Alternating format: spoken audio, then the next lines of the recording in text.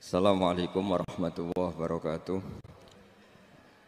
Bismillahirrahmanirrahim. Nahmaduka ya ghafuru ya syakuru. Mashalli wa sallim barik ala sayyidina maulana Muhammadin wa ala alihi wa sahbihi asma'in nama ba'du. Pernah ada orang hartanya itu habis karena ngobati ibunya. Terus datang ke saya, dia sumpek karena hartanya habis ngobati ibunya. Terus dia bilang, Gus, saya ini sekarang sudah miskin karena ibu saya sakit dan harta saya habis untuk ngobati ibu saya. Terus tak guyoni sama saya. Kon kepen pinter apa kepen goblok? Kepen pinter Gus. Ingin pinter apa ingin goblok? Katanya ingin pinter. Kalau ingin pinter bahasanya jangan gitu. Harta kamu itu masih di akhirat karena habis untuk ngobati ibu. Bayangkan kalau habis untuk maksiat itu habis betul. Terus dia mulai syukur. Alhamdulillah Gus, harta saya habis secara heroik karena untuk mengobati apa ibu. Sudah pinter dia. Akhirnya miskin sampai sekarang ya tetap pede saja karena masih punya tabungan di akhirat. Dan itu saya terinspirasi oleh ilmu juga. Jadi dulu Sayyidah Aisyah itu pernah nyimpan sepotong daging kambing, disimpan untuk dimakan beliau, karena beliau mau iftar ya, mau buka atau apa. Singkat cerita, karena bawaan keluarga Nabi itu sakhok, ada orang minta dikasihkan. Suatu saat akhirnya kan habis, terus Nabi tanya, yang daging tadi di mana? Habis. Terus Nabi cara menjelaskan itu indah sekali. Harta kamu itu baju yang kamu pakai nanti ya rusak, yang kamu makan nanti ya ke WC. Wa tasaddaqta fa abqaita. Memang di semua riwayat itu pakai dhamir mukhatab mudzakkar, meskipun asal usul riwayat itu untuk Sayyidah Aisyah karena untuk umum. Yang kamu sedekahkan tuh yang masih. Kamu jangan bilang kamu sedekahkan tuh yang habis, yang kamu sedekahkan tuh yang masih. Misalnya saya punya uang 1 miliar misalnya. Terus pernah tak sedekahkan ke fakir miskin atau ke kiai atau ke pondok 100 juta. Itu yang mesti masih, karena kadung di luar kekuasaan kita. Kadung lillahi ta'ala. Justru yang masih itu yang potensi nanti untuk hal-hal yang kurang positif. Semenjak itu orang sedekah itu begitu entengnya karena itu yang masih. Ya tapi tentu sarannya yang tepat ya. Saya sekarang sering kampanye sedekah tepat. Karena misalnya sering saya itu didatangi orang kaya. Sudah dapat gratisan gerutu itu geremeng. Nah ini kita sudah pakai buminya Allah itu gratis, pakai airnya ya gratis, pakai oksigen ya gratis. Kok masih gerutu itu sudah jadi hamba yang nggak benar itu. Dibayangkan kalau kita pakai oksigen bayar, pakai buminya bayar, pakai airnya bayar semua. Kayaknya kita tidak mampu membayar dan kita sama Allah hanya disuruh ikrar, disuruh sujud. Pentingnya ilmu satu bahwa itu akan menjadikan satu perilaku. Misalnya begini ya, dulu itu kiai-kiai Jawa zaman dulu itu berpatokan karena dulu pemerintahan Hindia Belanda, seorang lagi masih pemerintahan Hindia Belanda. Itu dalil yang sering diutarakan itu sebaik-baiknya umara itu yang datang ke ulama, terus sejelek-jeleknya ulama itu yang datang ke umara. Tapi semenjak pemerintahan Indonesia dan kemudian ditandai beberapa tokoh kayak Gus Wahid putra Kiai Hasyim jadi Menteri Agama, ada Gus Wahib putra Kiai Wahab juga jadi Menteri Agama, ada Kiai Fathur Rahman keluarga Mbah Maimun, keluarga Sarang juga pernah jadi Menteri Agama. Kemudian bersamaan dengan itu dibangunlah satu pegangan ilmu. Pegangan ilmu ini penting karena ini yang mengilhami semua orang Islam, terutama ya utamanya ulamanya. Ada seorang ustadz, seorang guru ngaji yang karena melihat rata-rata penguasa itu zalim ya, datang ke Harun Ar-Rasyid. Ini perlu disemak, datang ke Khalifatullah atau Amirul Mukminin Harun Ar-Rasyid. Karena beliau seorang raja tentu terduga lah atau ya umumnya atau gimana lah istilahnya itu ya rata-rata ya agak seenaknya namanya raja, namanya penguasa. Ini dalam pikiran ustadz itu tidak mesti dalam fakta. Kemudian si ustadz itu matur, ya Amirul Mukminin inni nasihun lak famusyaddidun alaika fala tajidanna fi nafsika syai'an. Saya ini mau nasihati Anda, kemudian saya cara nasihati itu keras. Tolong jangan dimasukkan hati. Dia bilang famusyaddidun alaika. Saya nanti kalau nasihati itu keras sekali. Tolong dimaklumi, karena ini penting, karena Anda harus dinasihati secara keras. Tapi sebelum nasihat itu diutarakan, kata Harun Ar-Rasyid, karena beliau Bani Abbas dan beliau orang alim, termasuk muridnya Imam Malik. Kata Harun Ar-Rasyid, uskut, kamu diam Ustaz.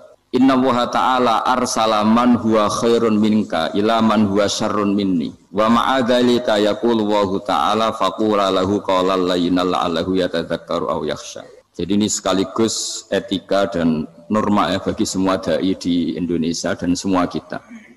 Wahai Ustadz kamu diam. Allah Ta'ala itu ngutus orang yang lebih baik ketimbang kamu, yaitu Nabi Musa, ke orang yang lebih jelek ketimbang saya, yaitu ke Fir'aun.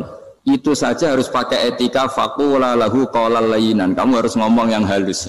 Jadi intinya ini Harun ar-Rasyid komplain. Kamu itu kalau jadi Ustadz ngaji kira-kira gitu. Jadi betapa baiknya orang dulu memahami Quran. Jadi Quran itu dibaca, kemudian kita mungkin baca terus jadi cerita, mungkin ada yang baca jadi perilaku, ada yang baca kemudian itu mengilhami, membentuk. Nah kira-kira itulah yang membentuk kiai-kiai alim di NU, di beberapa pesantren maupun orang-orang alim di luar NU. Asal apa ya, ngajinya dan bacanya seperti kita, pasti seperti itu. Karena cara berpikir tadi. Sudah, jadi akhirnya si Ustadz tadi keluar dan minta maaf, anta a'lamu minni, ternyata engkau lebih alim ketimbang saya. Jadi kalimat famusyaddidun alika, saya akan keras cara memberi nasihat, itu yang diket, yang dipotong, yang dibatalkan atau yang diralat oleh Khalifatul Harun ar-Rasyid. Yaitu dikatakan inna Allaha ta'ala arsala man huwa khairun minka ila man huwa syarrun minni. Yaitu Allah mengutus orang yang lebih baik ketimbang kamu, yaitu Nabi Musa, ke orang yang lebih jelek ketimbang saya, yaitu Fir'aun. Itu pun harus faqula lahu qawlal layyinan. Cara berdakwah harus dengan kata-kata yang halus, yang lembut, yang indah. Dan dengan kata-kata itu diharapkan la'allahu yatadzakkaru aw yakhsha. Semoga yang didakwai menjadi ingat. Sehingga dengan kemampuan ilmiah seperti ini menjadi pegangan bersama bahwa kita sebagai dai atau sebagai tetangga atau sebagai sama-sama warga Indonesia, bawaan kita memang harus faqula lahu qawlan layyinan la'allahu yatadzakkaru aw yakhsha. Kemudian dalam disiplin ilmu yang lain, halus itu tidak kuat. Angin itu ya halus, tapi kalau di manage itu jadi kekuatan yang dahsyat. Begitu juga air dan sebagainya. Sehingga tidak perlu khawatir terus kalau dakwah halus itu tidak punya efek yang signifikan. Tidak juga. Allah Ta'ala itu pengelola angin. Angin itu kekuatannya dahsyat. Sehingga Nabi Sulaiman dikasih kekuatan angin dan bisa terbang kemana-mana. Kemudian sekarang jadi teknologi yang banyak memanfaatkan angin. Mulai rem, mulai apa saja. Sehingga dari cerita saya ini kemudian terus kiai-kiai itu membentuk dakwah termasuk di ekonomi dengan cara yang rileks. Nah cara rileks itu satu tentu dimulai dengan ilmu. Misalnya begini, saya beri contoh. Ketika ada orang melafadzkan kalimat la ilaha illallah, tiada Tuhan selain Allah. Kemudian kalimat ini mungkin kalau orang NU baca itu rutin ya, karena kiainya kelamaan ya yang ikut sambil tidur ya. Kalau tahlil itu disebut kiai tertentu itu mesti yang belakang wah suwi itu kalau kiai itu lama itu. Nah kiainya juga karena jadi lakon ya kan lebih semangat karena pegang mic. Biasanya gitu di NU itu. Kalau khotib mesti semangat karena yang pegang mic, yang dengerin mesti ngantuk karena monoton itu. Karena yang mendengerin sudah tahu pasti nyuruh baik meninggalkan yang jelek. Jadi ilmunya sudah disimpulkan dulu. Setiap yang tidur di masjid mesti tak tanya kenapa tidur. Ilmunya tidak ada perkembangan, Gus, nyuruh yang baik, meninggalkan yang jelek. Tapi kalau ilmunya agak ada perubahan kan dengar semua pasti nyuruh yang jelek, meninggalkan yang baik. Karena watak manusia itu agak-agak suka fitnah, itu suka geger. Tapi kalau monoton itu mesti enggak itu. Tapi yang menjadi pegangan kita, saya ulang lagi, itu ilmu dulu. Saya ulang lagi itu ilmu dulu. Saya berkali-kali menyontohkan, kalau ada orang kafir, orang yang tidak bersyahadat 70 tahun, kemudian dia bersyahadat sekali saja di akhir hayatnya. Itu kata Allah, qulil ladzina kafaru iyantahu yughfar lahum ma qad salaf. Katakan ke mereka yang kafir, jika dia mau bersyahadat, itu masa lalunya diampuni semua. Sehingga kedahsyatan kalimat ini luar biasa. Orang yang kafir 70 tahun saja, barokahnya la ilaha illallah ini, dosanya bisa diampuni semua. Nah kemudian karena ilmu ini tidak begitu populer atau kurang dipopulerkan atau kita sendiri kurang menghayati, sehingga la ilaha illallah itu lebih dianalisis cara lafadz ini, pelafatannya ada sanadnya enggak ya gitu. Terus cara melafatkan bareng-bareng seperti itu ada tumpengan ini bid'ah enggak ya. Jadi pertanyaannya sudah tidak tentang keramatnya atau sakralnya atau fadilahnya la ilaha illallah, tapi sudah macam-macam. Wiridan cara seperti ini ada hadisnya enggak, legal enggak, terus ada sanadnya enggak. Jadi saya mohon semohon-mohonnya untuk teman-teman yang di Al-Iman itu harus ngaji ya. Ngaji itu nanti kamu tahu cara mandang sebuah ibadah atau perilaku atau apa sajalah tahu. Karena al-ilmu yurisul ahwal, ilmu itu bisa mengilhami cara pandang. Dulu yaitu saya ulang lagi, ketika zaman Hindia Belanda, karena pemerintahnya Hindia Belanda itu ulama-ulama keras sekali, sejelek-jeleknya ulama itu yang datang ke Umarok. Tapi setelah era Mbah Hashim, era sampai Mbah Maimun, itu mereka peduli sama Umarok, sama semuanya sama-sama warga Indonesia yang ingin melihat Indonesia yang lebih baik. Sehingga banyak, ya kakak saya sendiri pernah wakil bupati, terus putra Mbah Maimun wakil gubernur. Ini teman saya Ki Hafid ya bupati. Semenjak itu terus, dan itu nggak lepas dari cara pandang. Yaitu cara pandang diantaranya adalah cerita tentang Nabi Musa yang Allah tetap peduli sama Fir'aun. Sehingga tetap didakwai Nabi siapa? Musa. Dan posisi Musa datang, bukan memanggil. Ya, cuma saya sampai sekarang tuh belum pernah ke kantor bupatinya Pak Hafid. Karena kadang-kadang orang terus curiga, mengajukan proposal, jadi agak repot. Ketemu bupati itu sialnya kiai kan mesti pikirannya orang bupati ini nyangoni, kiai ini disangoni itu. Itu terus kayak kita fakir miskin itu. Jadi makanya saya itu belum pernah datang. Tapi alhamdulillah karena beliau berambisi menjadi wa khairul umara mayatuna babal ulama. Jadi datang tapi sangat ambisius ingin mengalahkan ulama karena dia kalau datang statusnya lebih tinggi. Ya tidak apa-apa, ini tawaduk tapi niatnya agak begitu tawaduk. Jadi datang. Jadi saya sering ke Jakarta tapi ya tadi jarang ya. Biasanya ngajarkan waktu hanya pas saja, tidak kurang tidak lebih. Biasanya ngajar di pondoknya Pak Kures itu di Baitul Quran ya. Hanya ngajar santri-santri itu. Nah, jadi pemahaman Quran dulu itu kata Imam Ghazali itu membaca Quran itu membaca, bukan bercerita. Kalau kamu membaca seperti ini, kunta qori'an, kamu pembaca. Pembaca itu yang mengambil pelajaran. Tapi kalau kamu hanya cerita, itu namanya kunta hakian. Sebenarnya Anda tidak membaca Quran, tukang cerita. Misalnya tadi, cerita Nabi Musa datang ke Fir'aun. Itu kalau kamu hanya cerita, wah dulu itu ada orang namanya Fir'aun, didakwai Nabi yang namanya Musa. Ya ini namanya tukang cerita. Kalau kamu pembaca tidak gitu. Betapa baiknya Allah, orang sengawur Fir'aun saja inginnya Allah masih ingin diselamatkan dengan mengutus Nabi Musa kekasihnya. Itu namanya kunta qori'an, kamu pembaca betul, bukan kunta hakian, kamu tukang cerita. Begitu juga seterusnya tentang Quran ayat-ayat seterusnya. Sehingga yang diharapkan dari pembacaan Quran itu memang kita sebagai ahli baca, ahli mu'tabir ya, ahli yang ngambil pelajaran, bukan tukang apa? Cerita. Sehingga dulu ketika Sayyidina Umar radhiyallahu anhu ketika membuka Baitul Maqdis atau Baitul Muqaddas dan diajak syukuran, pesta-pesta makan itu. Beliau enggak mau. Ketika ditanya kenapa engkau enggak mau? Alasannya itu langsung beliau baca Quran. Jadi saya punya sekian contoh. Saya ulang lagi, saya punya sekian contoh. Orang-orang dulu dengan Quran itu menyatu, bukan sekedar dihafal tapi menyatu. Sehingga bawaannya itu sudah Qurani, sudah Qurani. Saya beri contoh pertama Rasulullah SAW, nanti Umar kedua. Rasulullah itu pernah nggak makan sampai 3 hari. Terus ditanya oleh sahabat, lalu kekuatan engkau bisa hidup apa? Terus menghentikan al-aswadani, maksudnya itu tamar dan air, hanya makan kurma dan air. Tapi beliau tidak ketemu roti atau tidak ketemu nasi lah kalau orang Indonesia.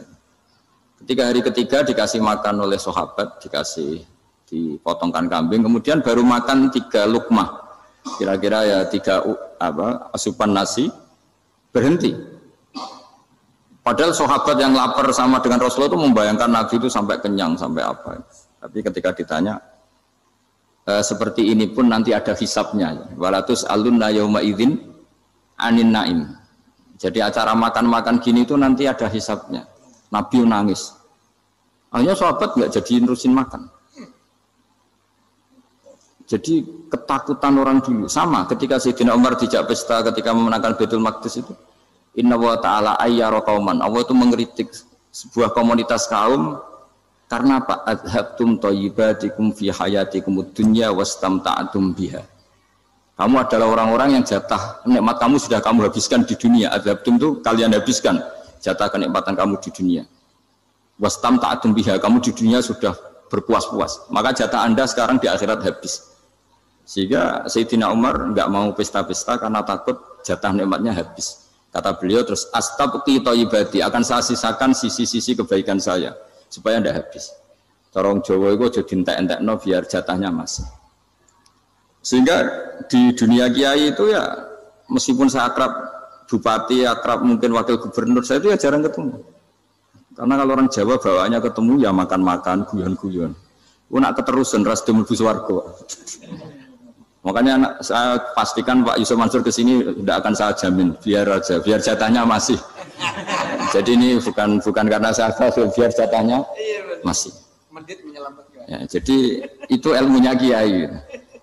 Nah, efek dari ilmu ini dahsyat. Kalau Anda berpikir tentang nasib Anda di akhirat, nanti bawaannya juga tidak akan mudah menyalahkan orang lain, tidak akan menghakimi orang lain karena sibuk dengan dirinya sendiri, tapi tidak dengan makna egois, tapi makna orang baik itu siapa? Orang yang sibuk dengan aib pada dirinya, dengan kekurangan pada dirinya, saking sibuknya mikir aibnya sendiri, tidak sempat mengoreksi aibnya orang lain. Itu awal ilmu. Ilmu itu tidak dimulai dari larangan. Kalau larangan karuan, tidak termasuk ahli surga, orang yang suka mengadu domba, tidak termasuk orang baik yang cari kesalahan orang lain. Itu namanya pelarangan. Tapi ilmu itu di atas nahi, di atas pelarangan itu. Kamu punya kesadaran bahwa kamu itu yang penting selamat dulu, jangan memikirkan orang lain. Dengan makna bukan egois, tapi dengan makna supaya tidak menyalahkan apa? Orang lain. Nah, saya termasuk ya boleh dikatakan kiai lah, yang paling fanatik bahwa semuanya itu harus dimulai dari ilmu. Ya saya ulang lagi, dimulai dari ilmu. Nah, dari sini kemudian saya berharap Indonesia menjadi damai, menjadi baik. Itu bukan karena kita baik-baik banget, ya tidak mungkin kita ada nabi, tapi karena sudah sibuk dengan memikirkan kesalahan diri sendiri. Sehingga misalnya kita baca Quran, Rabbana zalamna anfusana, lalu kita langsung ingat betapa hubungan kita dengan Allah itu harus ikrar dulu, merasa zalim dulu, merasa salah dulu. Nah, kalau semua orang merasa salah di depan Allah itu mesti bawaannya enggak mudah menyalahkan orang lain, karena kita bilang Rabbana zalamna anfusana. Nah, itulah ilmu-ilmu yang mungkin banyak pembaca Quran tapi hanya baca, atau kalau baca ini tok disebut al-haqi, ahli cerita. Yang dibutuhkan tuh al-qari', pembaca kemudian mu'tabir, kemudian mau beriktibar. Seperti yang dilakukan tadi Harun Ar-Rasyid tadi. Inna wa ta'ala arsala man huwa khairun minka ila man huwa syarrun minni. Wa ma'adzalika yaqulu wa ta'ala faqula lahu qaulal layyin. Kamu tidak usah memaksakan musyaddid keras sama saya, karena Allah Ta'ala telah mengutus orang lebih baik ketimbang kamu, yaitu Nabi Musa, ke orang yang lebih jelek ketimbang saya, yaitu Fir'aun. Itu saja harus beretika. Faqula lahu qaulal layyin la'allahu yatadzakkaru aw yakhsha. Dan alhamdulillah bawaan kita sebagai orang timur atau orang Jawa itu kalau mau ngandani orang itu halus sekali. Di antara bentuk kehalusan kata-kata diceritakan di ayat lain. Ketika Nabi Musa ketemu Fir'aun, dawuhnya begini, fakul apa itu yang di juz 30 yang juz 30 ini yang bagian dari, kan tadi hanya fakul lahu qaulal layyinan. Lahu qaulal layyinan itu bentuknya apa? Ya, bentuknya apa? Itu Nabi Musa disuruh ngendikan sama Fir'aun. Apakah kamu mau saya nasihati? Fakul halaka ila antazakka. Halaka itu pilihan, hal itu istifham, laka itu otoritatif. Jadi betapa santonya kalimat itu. Fakul halaka ila antazakka. Jadi kalau dimaknani model Pak Hafid, model saya ngaji di sarang itu, halaka onoto iku kedue sira, berhak bagi kamu, berhak bagi Anda, apakah Anda berhak loh mendapat nasihat supaya Anda jadi orang yang lebih baik. Halaka ila antazakka. Jadi tidak kalimat perintah, tapi kalimat pilihan. Apa engkau mau saya beri nasihat? Wahdiyaka ila rabbika fatakhsha. Dan saya beritahu kamu tentang Tuhan dan kemudian kamu menjadi orang yang baik, fatakhsha, orang yang punya khasyah, punya. Jadi kayak apa kalimatnya itu? Napa jenengan kersa? Itu kalau orang Jogja, orang-orang daerah-daerah yang berada nyugui tamu itu kan ayo makan-makan, itu kan kayak tamunya itu kelaparan. Masa Pak Yusuf Mansur kelaparan? Tidak mungkin kan. Masa Ustaz terkenal kelaparan kan tidak mungkin itu. Monggo napa jenengan ngersakno. Karena bisa saja tamunya itu tidak kersa, mungkin karena darah tinggi, mungkin karena takut dianggap fakir miskin, macam-macam kan orang enggak. Itu kalimatnya itu halaka ila anta zakka. Kayak apa indahnya dakwah. Halaka ila anta zakka. Itu ada kata laka itu ya terserah jenengan mau enggak. Wa ahdiyaka ila rabbika fatakhsha. Nah, itu yang disebut membaca. Kunta qori'an la hakian. Anda benar-benar membaca Quran, bukan sekadar penceri. Nah, kemudian ini yang terakhir saya juga baru sebenarnya saya itu enggak pernah bilang sanggup itu, tapi Pak Ustadz Zakaria itu GR terus.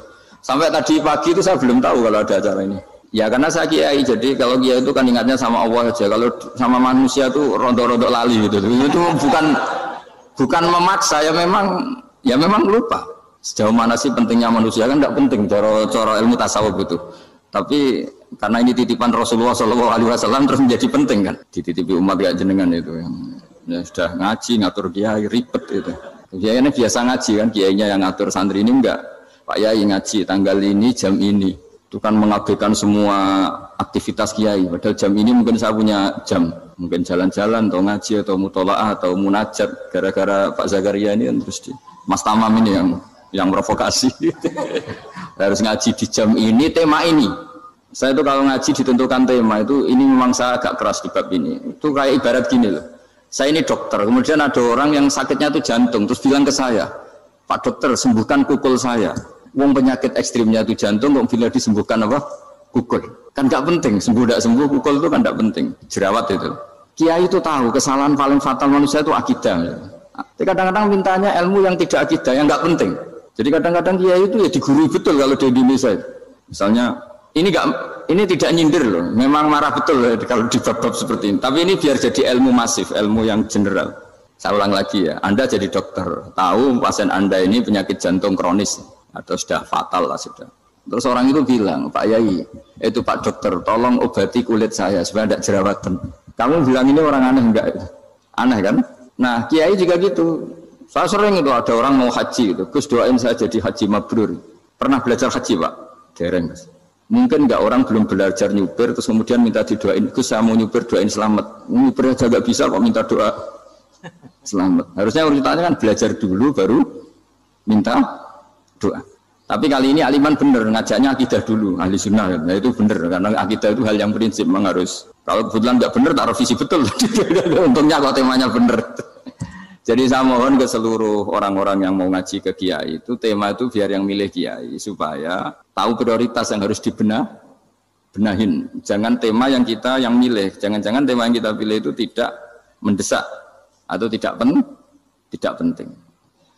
Ini bukan apa-apa, ini saking ingin baik saya ya, keinginan baik saya supaya dulu zaman sahabat ya gitu. Kalau ada pertanyaan salah sama Nabi dibenerin, cuma Nabi terlalu bijak, cara benerin tuh enak. Kalau saya karena tidak Nabi saja ya agak-agak kasar kan, kalau tidak Nabi tidak wajib bener terus, yang wajib bener terus itu Nabi. Saya beri contoh ya. Nabi itu ngendikan tentang kiamat. Kiamat itu dahsyat, mengerikan gini-gini. Kalau pikirannya orang kampung itu begini, Nabi ini aneh. Cerita kiamat dahsyat tapi nggak ada tanggalnya, nggak ada tahunnya. Harusnya ada dong biar kita bisa persiapan. Sehingga Nabi disomasi di tengah-tengah khutbah itu, ya Rasulullah mata sa'ah. Nah, karena ini orang Bedui, Nabi nggak dengerin, maju ulang lagi. Mata sa'ah ya Rasulullah. Ketika Nabi mengabaikan itu ada dua kelompok sahabat, yang satu bilang lam yasma, Nabi tidak dengar sehingga mengabaikan. Yang kedua bilang sami'a wa kariha, Nabi sebenarnya mendengar tapi tidak berkenan. Tapi diulang lagi ketiganya, ya Rasulullah mata sa'ah. Akhirnya Nabi jawab, mau tidak mau, karena kalau enggak ya namanya orang Bedui ngomong terus. Nabi balik tanya, ya karena cara berpikir dia kalau kiamat itu jelas kapannya kan bisa persiapan itu. Paling enggak pas mau kiamat terus pas ngaji Quran, apa kan bisa persiapan itu. Akhirnya Nabi balik tanya, ma'at tatalah, Kalau kamu berani tanya kiamat, lalu persiapan kamu apa? Ya, terus orang itu bilang masyhur itu, ma'adatullah kabira sholatin wala siyamin wala kadza wa kadza walakinni uhibbuka. Saya sebenarnya tidak punya persiapan ya Rasulullah, cuma persiapan banyak puasa ya enggak, banyak sholat enggak, tapi saya mencintai engkau. Masyhur itu jadi hadis paling legenda, almar'u ma'aman ahabba, sebagian disebut anta ma'aman ahbabta. Ini kata semua sahabat yang di masjid. Si Bedui ini orang paling dibenci sahabat karena mengganggu Nabi saat khutbah, tapi akhirnya ini menjadi orang paling dicintai sahabat karena barokahnya itu hadis itu keluar secara terbuka, almar'u ma'aman ahabba. Sebagian riwayat yuhsyarul mar'u ma'aman ahabba. Nanti orang akan sowan sama Allah bersama orang yang mereka cintai. Nah, itu sahabat-sahabat fama farihu ba'dal Islam farahahum biadal hadis. Mereka tidak pernah senang setelah masuk Islam sesenang hadis ini. Karena kita tidak perlu soleh-soleh banget, cukup nyintai orang apa? Soleh gitu. Makanya saya sekali bilang itu ya, kadang-kadang saya jadi orang alim itu ya rugi. Ruginya tadi. Misalnya untuk menjadi orang alim kan harus hafal Quran, ngaji Bukhari, Muslim, Ikhya. Ternyata pengumuman kedua orang nggak bisa apa-apa. Gelombang kedua para pecinta, waduh, itu kan repot ya. Jadi kita yang jadi orang alim susahnya bukan main, ternyata disaingi pengumuman kedua dan para pecintanya. Wah itu kan akhirnya ketemu orang-orang nggak jelas tadi. Nah itu ya termasuk farah dalam Islam, farhatul aibin. Jadi senang itu di Islam itu ibadah. Ya kul bi fadlillah wa bi rahmati fa bidzalika falyafrahu. Senang itu diperintahkan Allah. Saya itu sering di kamar, kadang itu nyun sewu kayak gatelan gitu, apa itu. Ya agak kukur-kukur terus merengut saja malu. Malu saya itu dilihat Allah kok kayak agak ridho itu malu. Ya kayak tadi lah, kamu dikasih rumah gratis, kemudian pas yang ngasih datang kamu kelihatan cemberut, itu yang ngasih kan mangkel. Sudah dikasih gratis masih cemberut. Sama hubungan kita dengan Allah itu semuanya dikasih gratis. Makanya tabassum, senyum itu ibadah. Kita yang nekuni ilmu hadis, betapa hebatnya Nabi ngendikan, kalau kamu tidak bisa ibadah yang berat-berat, cukup ibadah senyum. Kadang ngendikan tol koti wajin, kamu cukup berwajah yang indah, yang menyenangkan. Tabassum, senyum. Kalau kamu tidak bisa membalas jasanya orang yang ngasih, minimal kamu senyum, minimal kamu kelihatan senang. Gitu. Makanya senang itu sudah ibadah. Dan sekarang orang untuk senang aja susah. Karena bawaannya nuntut orang lain supaya kayak keinginan dia, bawaannya nuntut, ya ribet, kalau gitu ya ribet. Makanya saya bilang al ilmu yurisul ahwal, ilmu itu diperkuat, nanti yurisul ahwal, ilmu itu akan membentuk Anda. Dulu beberapa raja itu ya mau luhur karena jadi raja, punya apa saja. Tapi punya penasihat ulama, itu nasihat itu sederhana. Ada seorang raja tanya ke kiai, gimana dengan semua kerajaan saya? Wah, padahal dia punya apa saja. Jenengan miskin sekali, itu kerajaan seluas ini. Kok bisa aja? Terus ditanya sama si ulama tadi. Andaikan Anda di padang pasir, kemudian kalau tidak minum segelas air itu mati. Apakah Anda akan membeli segelas air ini dengan semua kerajaan Anda? Oh iya, pasti apapun saya lakukan untuk mendapat satu gelas air. Terus la tafrah bimulkin la yusawi syarbatamain. Kamu jangan bangga dengan kerajaan yang nilainya itu enggak sebanding dengan segelas apa? Air. Akhirnya raja itu mikir, saya tidak jadi raja bisa hidup. Tapi kalau enggak minum air mati. Berarti penting satu gelas air. Akhirnya lama-kelamaan ini anggap kerajaan itu biasa, ternyata enggak sepenting segelas air. Ya seperti kita lah, misalnya orang enggak punya alpat itu enggak malu. Tapi kalau nggak punya celana itu malu. Kamu mau punya alpat tapi nggak punya celana? Kan nggak mau. Yaitu ilmu. Ilmu itu yurisul akhwal. Ilmu akan melahirkan satu perilaku. Jadi kalau ilmu Anda mantap, pasti syukurnya juga mantap. Gitu. Ya makanya saya termasuk kiai yang selalu mendorong pentingnya ilmu. Bahkan kata Sufyan Ats-Tsauri ngendikan saking pentingnya ilmu ada kata fa'lam annahu la ilaha illallah. Dimulai kata fa'lam. Dan saking pentingnya ilmu itu setiap nabi itu status permanennya itu hanya satu, mengajar. Rabbana wab'ats fihim rasulam minhum yatlu 'alaihim ayatik, membacakan ayat-ayat Allah sampai wa yu'allimuhumul kitab, mengajarkan kitab wal hikmah.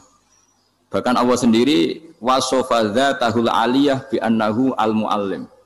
Yaitu Allah ngendikan Ar-Rahmanu 'allamal Qur'an. Jadi betapa hebatnya pengajar. Allah sendiri mensifati dirinya itu Ar-Rahmanu 'allamal Qur'an. Allah itu Maha Rahman yang mengajarkan Quran. Di surat Iqra juga disebutkan Iqra wa rabbukal akram alladzi 'allama bil qalam. Jadi Allah mensifati dirinya sebagai pengajar. Kayak apa pentingnya mengajar? Karena al-ilmu yurisul ahwal. Ilmu ini melahirkan satu sikap. Pernah ada orang hartanya itu habis karena ngobati ibunya. Terus datang ke saya, dia sumpek karena hartanya habis ngobati ibunya. Terus dia bilang, Gus, saya ini sekarang sudah miskin karena ibu saya sakit dan harta saya habis untuk ngobati ibu saya. Terus tak guyoni sama saya. Kon kepen pinter apa kepen goblok? Kepen pinter Gus. Ingin pinter apa ingin goblok? Katanya ingin pinter. Kalau ingin pinter bahasanya jangan gitu. Harta kamu itu masih di akhirat karena habis untuk ngobati ibu. Bayangkan kalau habis untuk maksiat itu habis betul. Terus dia mulai syukur. Alhamdulillah Gus.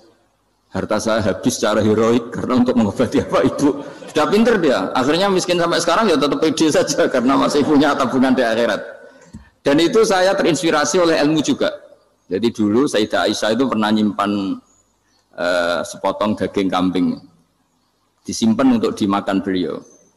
Karena beliau mau iftar ya, mau buka atau apa. Singkat cerita, karena bawaan keluarga Nabi itu sakhok, ada orang minta dikasihkan. Suatu saat akhirnya kan habis, terus Nabi tanya, yang daging tadi di mana? Habis. Terus Nabi cara menjelaskan itu indah sekali. Harta kamu itu baju yang kamu pakai, nanti ya rusak. Yang kamu makan, nanti ya ke WC. Wa tasaddaqta fa abqaita. Memang di semua riwayat itu pakai dhamir mukhatab mudzakkar. Meskipun asal-usul riwayat itu untuk Sayyidah Aisyah, karena untuk umum. Yang kamu sedekahkan tuh yang masih. Kamu jangan bilang kamu sedekahkan tuh yang habis. Yang kamu sedekahkan tuh yang masih. Misalnya saya punya uang 1 miliar misalnya. Terus pernah tak sedekahkan ke fakir miskin atau ke kiai atau ke pondok 100 juta. Itu yang mesti masih karena kadung di luar kekuasaan kita. Kadung lillahi ta'ala. Justru yang masih itu yang potensi nanti untuk hal-hal yang kurang positif. Semenjak itu orang sedekah itu begitu entengnya karena itu yang masih. Ya tapi tentu sarannya yang tepat ya. Saya sekarang sering kampanye sedekah tepat karena misalnya sering saya itu didatangi orang kaya. Gus, saya ini punya uang banyak, ingin punya masjid biar dipakai orang Jumatan. Terus saya bilang, kamu ingin jadi orang baik betul apa baik versi Anda? Baik betul Gus. Tak ajarin mau, gak tersinggung, mau Gus. Kalau Anda bikin masjid di kampung Anda, masjid terbaik di dunia sekalipun, yang bingung saya ahli fikih. Kok bisa? Kan terjadi 2 Jumatan, nanti sahnya yang mana? Kamu enak aja bikin masjid, gak? Kamu bikin masalah baru bagi kiai fikih di daerah kamu. Belum nanti orang terus migrasi ke masjid Anda karena lebih baik, koriknya lebih baik. Kamu membunuh masjid yang lebih tua, itu nggak sopan sekali, masjid itu sudah lebih tua kamu. Akhirnya mikir, nggak usah Gus kalau gitu, sedekah apa saja yang penting perintah dengan gimana. Ya sudah. Jadi sedekah itu juga harus dibina supaya kalau orang kan bisa saja kan uang 100 juta itu untuk fakir miskin manfaat, ternyata untuk masjid yang sifatnya aksesoris, untuk lampu yang kristal yang mahal-mahal bukan yang pokok.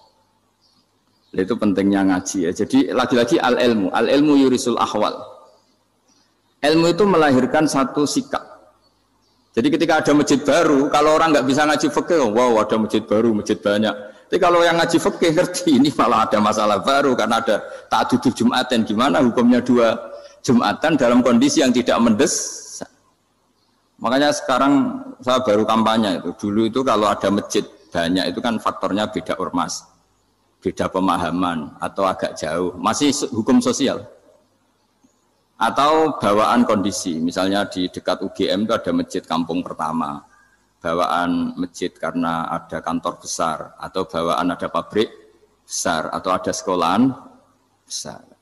Tapi sekarang itu ada pertanyaan baru, ada masjid baru karena ada orang kaya ingin bikin masjid, itu gimana itu hukum? Nah, tapi kalau orang nggak nekuni fikih itu ya langsung wah bagus untuk bangun masjid.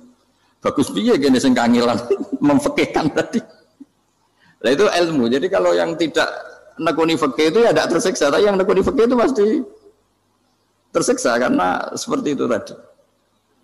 Ya jadi saya mohon di antara cara kita dakwah secara damai itu dimulai dari Rabbana Zolamna Anfusana. Itu dipakai Nabi, di redaksinya digenti Diganti dengan makna supaya kita per individu matur Allah, apa ini zulam tu nafsi zulman kabiron katsiran. Nah, bawaannya orang mengaku zalim, mengaku salah itu kan sudah tidak sempat mikir salahnya orang apa lain. Dan dari sini kemudian dia jadi orang yang tawadhu, yang ubudiyah, yang macam-macam.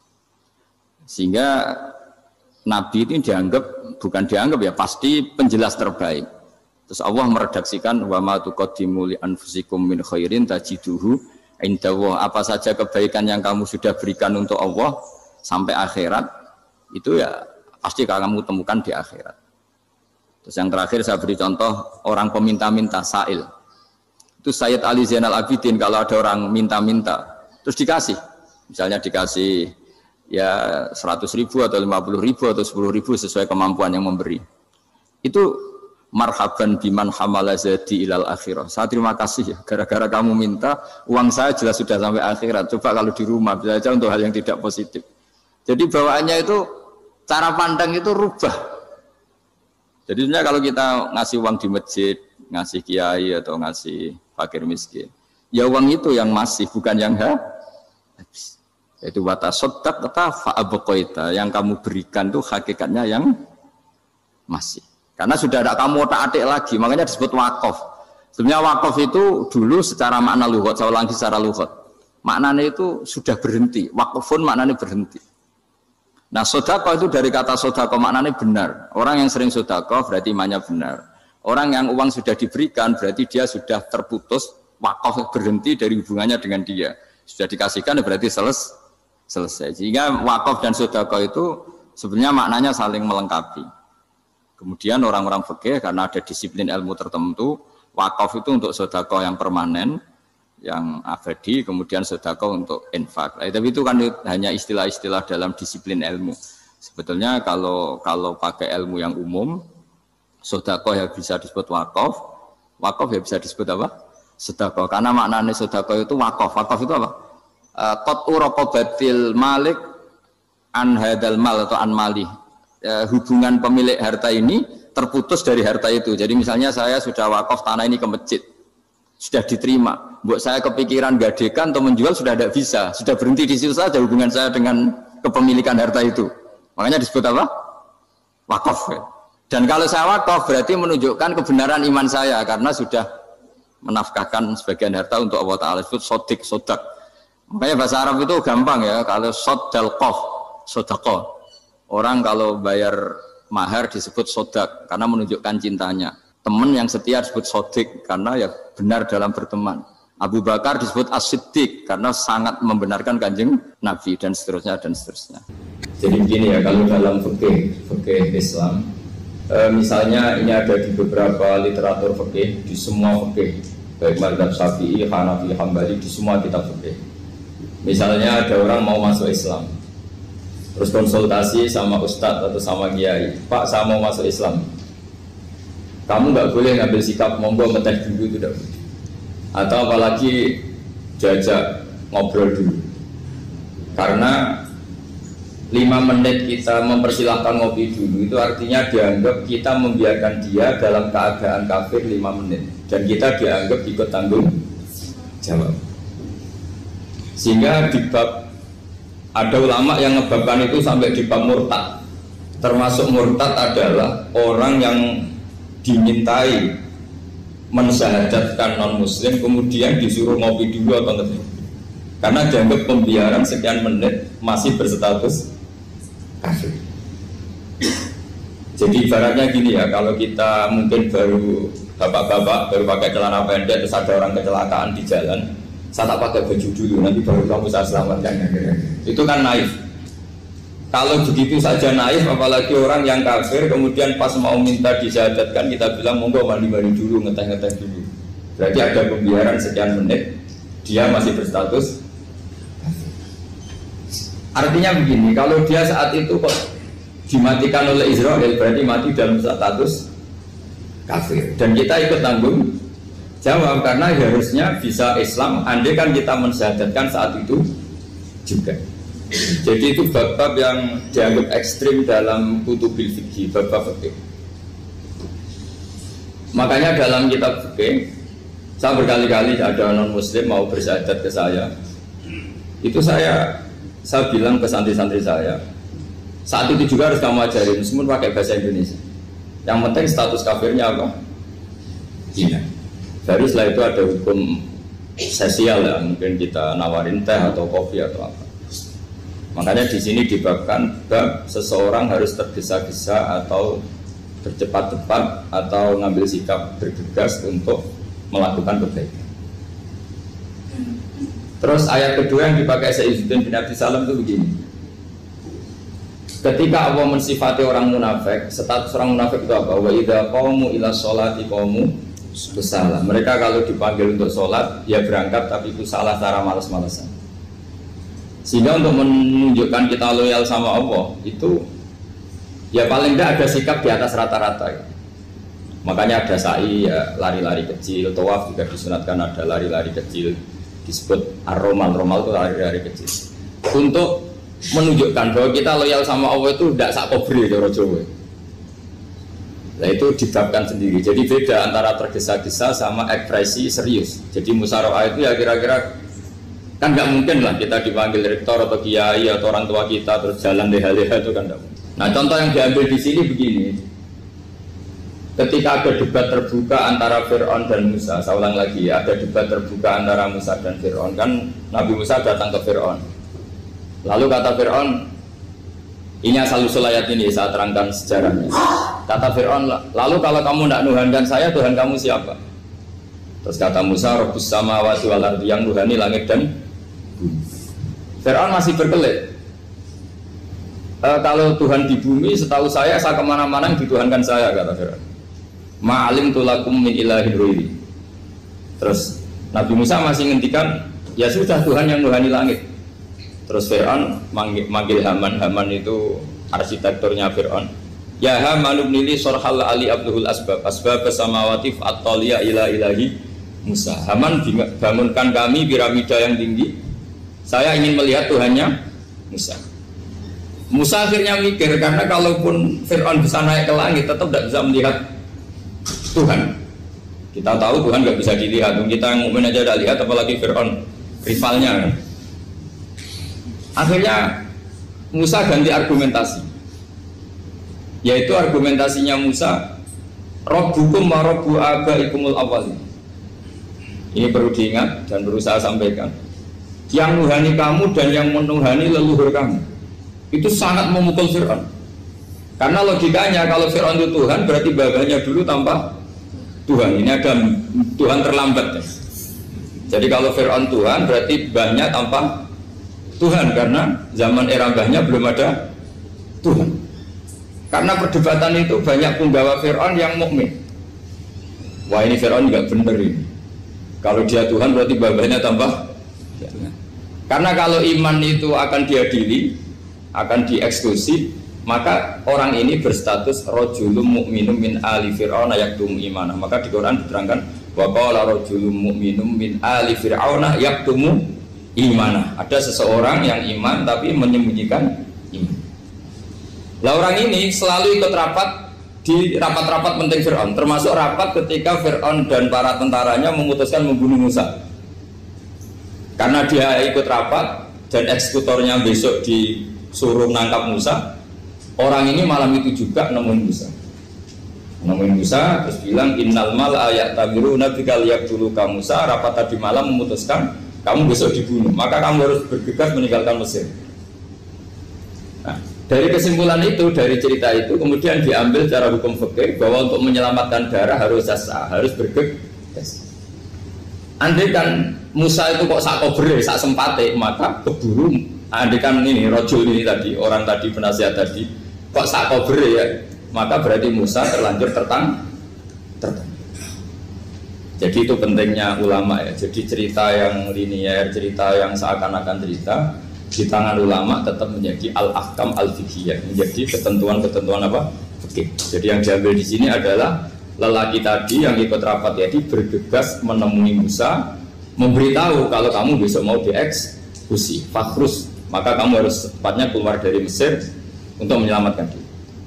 Terus oleh Sayyiduddin bin Abi Salam dibabkan bab harus tergesa-gesa menyelamatkan darahnya orang apa? Islam. Jadi ini penting saya sampaikan. Jadi al-qasas ya, semua cerita di Quran itu tidak sebagai cerita, karena Quran tidak ingin melahirkan pendongeng, tapi harus menjadi ibrah, menjadi teladan. Jadi makanya terus di kitab-kitab ulumul Quran diterangkan al-qasas ya, beberapa cerita di Quran adalah semuanya menjadi ketentuan fikih. Saya ulang lagi ya, semua cerita yang ada di Quran itu menjadi ketentuan fikih, meskipun alurnya apa?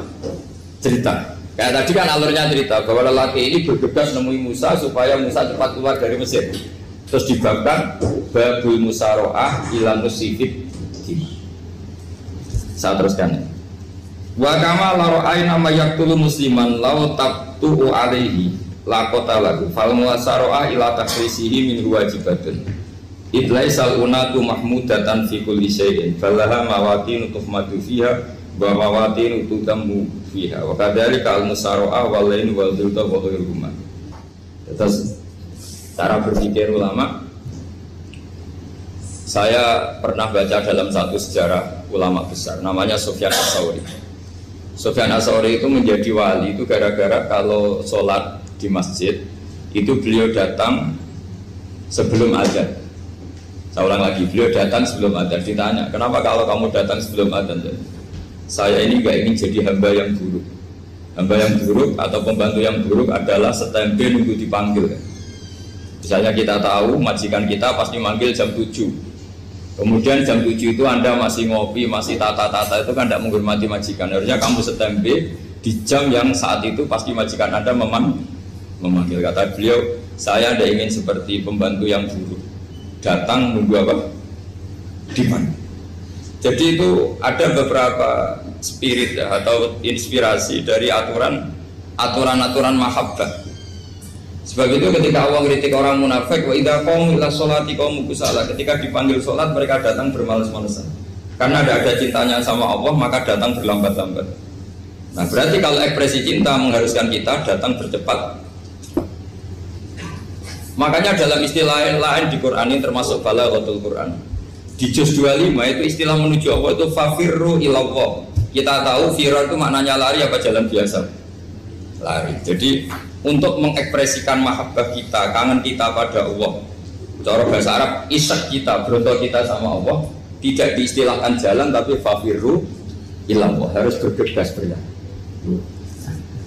Begitu seterusnya. Maka kalau ada orang Islam, terus ini konsekuensi hukum, ada non muslim minta, Pak Bah, saya tolong ajarkan syahadat. Nggak boleh saya bilang gini, monggo ke dalam dulu. Padahal perjalanan ke rumah saya misalnya setengah jam, nggak boleh. Saat itu meskipun sambil berdiri-diri harus kita tauhidkan. Kamu yakinnya Allah itu satu, Tuhan Allah, harus. Karena kalau ada perjalanan ke rumah 5 menit terus dia kecelakaan, belum syahadat, statusnya mati apa? Kafir. Dan kita ikut terlibat karena sebetulnya bisa mengislamkan saat itu juga. Analoginya kayak tadi lah. Orang kecelakaan di jalan karena kita pakai celana pendek, contoh Suriah bisa tak pakai baju dulu. Habis itu diludes truk. Itu kan kita ikut salah karena kita yang punya kesempatan. Tentu yang disalahkan yang punya kesempatan. Karena merubah status dari potensi kelides truk menjadi sama sekali gak potensi kelides truk dengan kita inggirkan, meskipun kita dalam keadaan tidak ideal. Sama. Orang kafir yang mau masuk Islam itu umumnya kiai-kiai kan kadang sebagian disuruh mandi dulu, itu salah sebetulnya. Itu salah sekali. Sangat salah, apalagi nunggu seremonial di masjid, tunggal tokoh-tokoh itu bujutnya salah. Itu gak cuma salah, bujutnya salah. Jadi salah yang akut. Itu salah besar. Kalau seremonial monggo, tapi kalau mengislamkannya harus saat itu. Apalagi seremonial seminggu lagi nunggu tokoh terkenal, nunggu disyuting dulu, wah itu perilaku show, itu bukan mengislamkan itu. Makanya kita yang sebagai peneliti fikih itu kadang itu enggak sreg gitu. Masa mau Islam nunggu di masjid dulu, di syuting dan tokoh-tokoh, itu salah. Itu sama dia kamu lihat orang kecelakaan mau menyelamatkan, ini ada wartawan enggak ya? Minta di syuting dulu sedang mati ini. Jadi kita normal saja dalam Islam, sesuatu yang mendesak, yang emergensi ya perlakuannya harus cepat. Sehingga dibabkan faslun fil musarohah ila nusifid fitima. Jadi ada beberapa contoh di Quran memang aturannya seperti itu. Makanya semua redaksi Quran tentang menuju Allah diredakseno fafirru ilah. Makanya di tawaf ada ekspresi romal, jalan agak cepat. Di sa'i juga ada momen-momen kita harus romal, berjalan cepat. Di beberapa aturan juga seperti itu. Ya saya ulang lagi, di beberapa aturan Islam juga seperti itu. Nah sekarang efek di hukum haji. Saya banyak baca literatur haji. Haji dalam aturan Islam itu wujuban tarafiyan, wajib yang tidak langsung mendesak. Kemudian semenjak ada fakta kita harus nunggu, daftar tunggu, itu kita sebagai ahli fikih itu gampang. Misalnya gini, saya umur 20 punya uang, sekarang berapa daftar? 25 juta ya. Saya umur 20 punya uang 25 juta. Saya jomblo misalnya, ya butuh nikah, ya butuh macam-macam. Itu wajib daftar haji apa enggak? Karena kalaupun daftar nunggu 20 tahun. Nah sekarang kalau ada orang umur 50 tahun punya uang 25 juta, menurut Anda wajib daftar saat itu apa enggak? Mau daftar saja bisa game gitu. Jadi kalau misalnya umur 50 ditambah 25 kan 75. Itu kalau orang sumpah sudah tetap mati itu. Maka itu menjadi pertanyaan, apakah fikih ini kita rubah?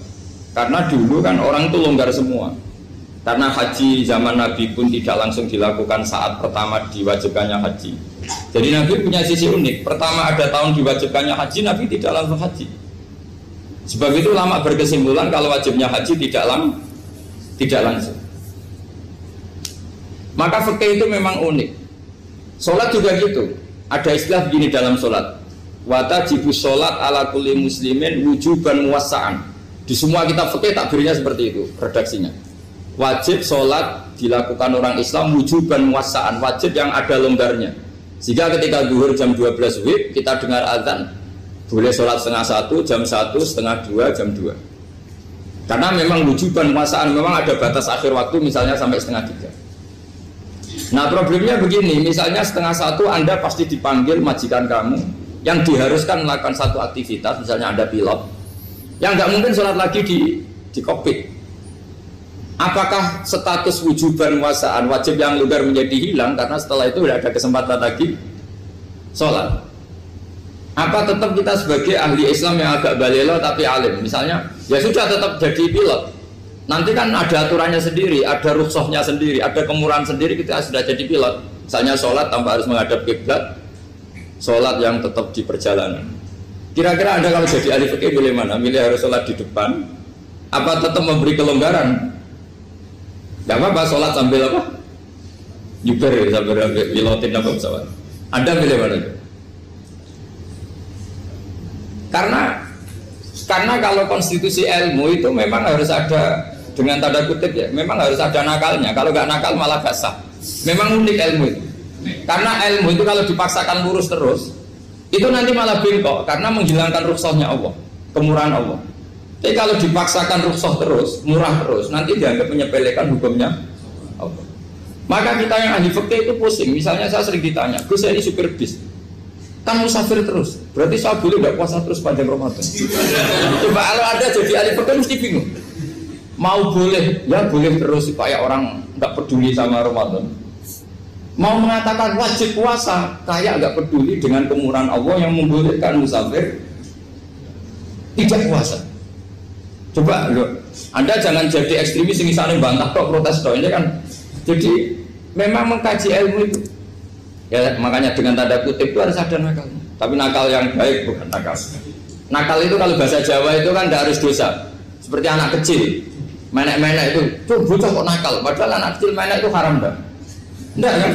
Malah orang tuanya yang bentak itu yang haram. Yang nakal betul ya ibunya yang bentak cerewet itu, karena ibunya orang yang sudah mukallaf, sudah tua, salah langkah yaitu bentak. Kalau anaknya naik meja itu ya sebenarnya bahasanya tidak nakal, lucu. Oh jelas pinter coba iso munggah meja, harusnya diapresiasi. Tapi rata-rata ibu semua akal mecah gelas. Coba, malah boe malah mecah tabungan. Bapaknya marah tukang nguras tabungan. Sebetulnya senakal-nakalnya anak kecil itu nakal orang tuanya, itu pasti. Karena ini sudah kena fitop, sementara anak-anak belum kena. Saya pernah punya tamu karena di tradisi Kiai itu sering punya tamu. Bapak ibunya itu kultus sama Kiai, bentak anaknya disuruh salim sama saya. Anak kecil kan nggak mau jalan-jalan terus, marah.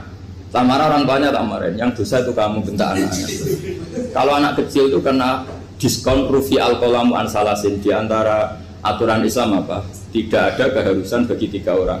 1 anak kecil sampai balik, 2 orang tidur sampai bangun, 3 orang gila. Artinya anak kamu itu tidak kena khitab untuk sopan sama saya. Kamu yang kena khitab baru sopan sama anak-anak. Dan ini ada Jawa itu kadang keliru. Jadi orang tua itu marah-marah memaksakan anaknya sopan. Padahal Allah memberi diskon anak kecil itu belum wajib sopan. Gak apa-apa ada tamu naik-naik gitu. Asal masih anak kecil. Makanya Rasulullah ketika beliau sholat sujud itu Hasan Husain itu naik. Cara Jawa Nabi itu digawe tumpahan. Semua riwayat mengatakan Nabi itu diam saja, gak berani ngangkat.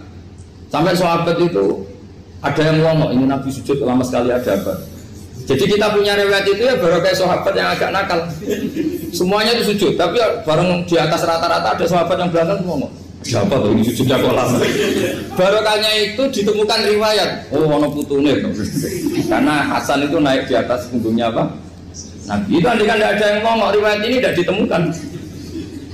Barokahnya ada yang mongok itu mungkin kalau sekarang mungkin semua masjid mongok karena orang sekarang jarang yang khusyuk. Kalau dulu hanya satu yang di belakang. Setelah itu Nabi memberi penjelasan, saya tadi sebetulnya harus mengakhiri sujud saya sesuai aturan umum, tapi ada cucu saya tak biarkan sampai dia puas naik punggung saya sehingga dia turun baru saya naik. Filosofinya apa? Begini, anak kecil 1 tidak kena khitab, 2 jangan sampai sholat itu jadi problem. Kalau Nabi nyentak Hasan membentak, putu lono bae sholat kok diganggu, maka sholat menjadi trauma. Gara-gara sholat bahasa bentak saya. Lama-lama anak ini trauma dengan sholat karena dianggap problem. Makanya saya termasuk kiai nggak berpendapat anak kecil nggak boleh di masjid. Sering kan anak kecil di masjid ayo khutbah rame. Saya termasuk setuju tetap boleh. Kalau dibentak di masjid maka dia trauma dengan masjid. Bangsa ke masjid dibentak.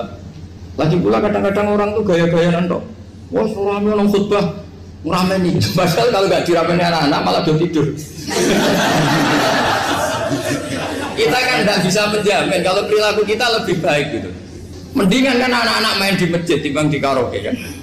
Jadi kan, ya ini maksudnya saya, ini fikih ya. Fikih itu wilayahnya, makanya jadi ahli fikih itu susah-susah gampang. Jadi kan jangan hanya berpikir protes dengan ketentuan fikih, mengkaji yang sebanyak-banyaknya. Itu tadi, misalnya Anda seorang supir permanen, supir bis terutama. Kalau truk kan bisa leha-leha, kalau bis kan apa ada deadline-nya ya waktu. Seperti bis jurusan Surabaya Semarang, saya kan sering naik bis jurusan Surabaya Semarang. Kadang-kadang supirnya melihat saya tanya, Gus saya ini supir, saya ini Ramadan itu gimana ini? Ya saya sudah ngerti setengah nakal, dan senengnya dijawab rasa poso ya saya tahu. Tapi masalahnya secara fikih kalau kamu mengharapkan kamu harus puasa terus, kamu melanggar konstitusi ilmu. Memang musafir punya diskon? Boleh tidak puasa. Pertanyaannya bayarnya kapan? Mau Syawal ya nyupir lagi, Zulhijjah ya nyupir lagi, nanti sampai Ramadan ya.